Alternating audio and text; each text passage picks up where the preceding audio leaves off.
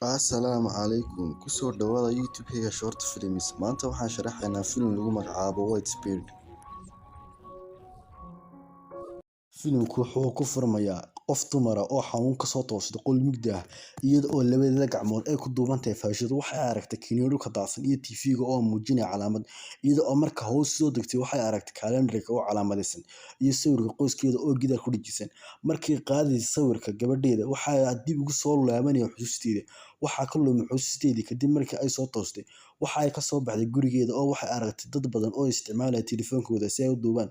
Waxay bilowday inay qayliso oo ay caawimo weydiisato, laakiin waa la iska indhatiray. Si lama filaan ah, nin wejiga duuban ayaa u yimid oo bilaabay inuu ku fiiqo qori. Naagtii waa ay naxday, kadib waxa ay ku carartay ninkii wejiga daboolaa. Ninkii wejiga daboolaa ayaa daba cararay haweeneydii. Markii ay naagtu ordaysay, waxaa la kulantay oo waxay weydiisay caawimo nin iyo naag da'yar ah oo aan haysan telefoon. Waxay u ordeen in ay ka dhuuntaan gudaha bakhaarka. Muddo ka bacdi, ninkii wejiga daboolaa ayaa u yimid goobtii oo waxa uu bilaabay in uu jebiyo daaqadaha muraayadda. Isla markaa naagtii waxay isku dayaysaa in ay furto albaabka dambe. Kadib markii ay ninkii wejiga daboolaa uu jebiyay muraayaddii, waxa uu galay dukaankii.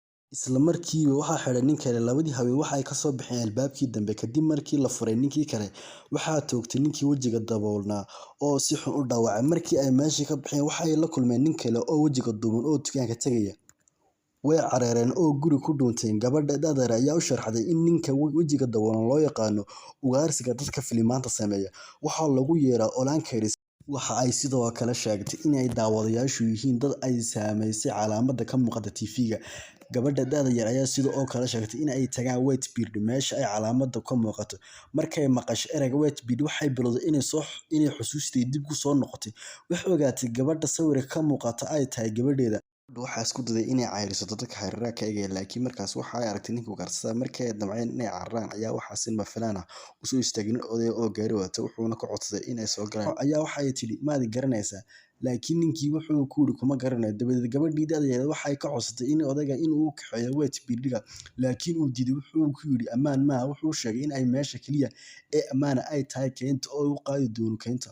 Markii ay yimaadeen, ayaa si lama filaan ah odaygii ula soo baxay. Waxaa soo baxay odaygii wejiga xidhnaa. Wuxuu ku qasbay inay xidhato wejiga, kadibna wuu kaxeeyay goobta qoryaha ugaarsatada. Odaygii wuxuu wacay ugaarsatada kale. Markii la soo wacay, gabadhii waxay ku guuleysatay inay si dhuumasho ah u baxdo oo ay tagto. Odaygii waqtigu uma hayn inuu gabadha da'da yar baacsado. Wuxuu isu diyaarinayay inuu jirdilo gabadha. Gabadhii da'da yar waxa ay markaas dib u soo dhuumatay oo qaadatay qorigii si ay u toogato odayga. Intii kadib waxay qaateen baabuurkii oo ay ka baxeen kayntii. Intii lagu jiray jidka loo maro Whitespeed-ga, haweeneydii waxay u sheegtay gabadhii da'da yarayd in ay bilowday xusuusta gabadheedii magaceedu ahaa Jemima iyo odaygeeda uu lahaa tattoo la mid ah ka TV-ga. Gabadhii yarayd way iska indhatirtay, kadibna waxay ku degdegtay inay gasho gudaha Whitespeed-ga. Waxay soo galeen qolkii korontada. Haweeneydii yarayd waxay bilowday inay saliidda ku shubto qolka oo dhan. Isla markii ugaarsadii ayaa yimid, iyaga oo diiradda saaraya haweeneyda yar. Haweeneydii waxay ka qaadatay ugaarsadii mid ka mid ah qori. Waxay toogatay ugaarsadii, laakiin rasaastii waxay ahayd mid bab xafadeed. Si lama filaan ah ayuu derbiga u dhaqaaqay oo dad badan ayaa u sacabtumay. Ugaarsadii waxa uu naagtii ku xidhay kursi oo si lama filaan ah odaygii hore uga soo muuqday masraxa. Odaygii wuxuu u sheegay in ninka sawirka ka muuqda uu ahaa ninkii guursaday haweeneyda. Dabadeed, odaygii waxa uu tusay qofka haweeneyda runta ahaantii tahay.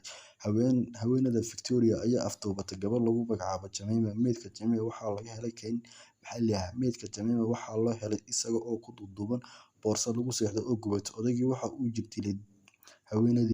Haweeney aad bay u ooyeysay, waxayna ku baryaysay caawimo dadka, laakiin dhagaystayaashu waxay bilaabeen in ay ku oryaan iyada. Dabadeed waxaa lagu dul xidhay kursi. Waxaa lagu celiyay qolkii ay ka soo toostay bilowgii filimka. Waxaa la dhigay isla booskii hore. Odaygu wuxuu madaxa u saaray qalab u eg earphone si uu u tirtiro xusuusteeda. Intaa kadib, odaygu wuxuu calaamadeeyay kalendarka. Dhammaadka filimka waxaa lagu muujinayaa in meeshu ay tahay beerta madadaalada oo lagu magacaabo Whitespeed.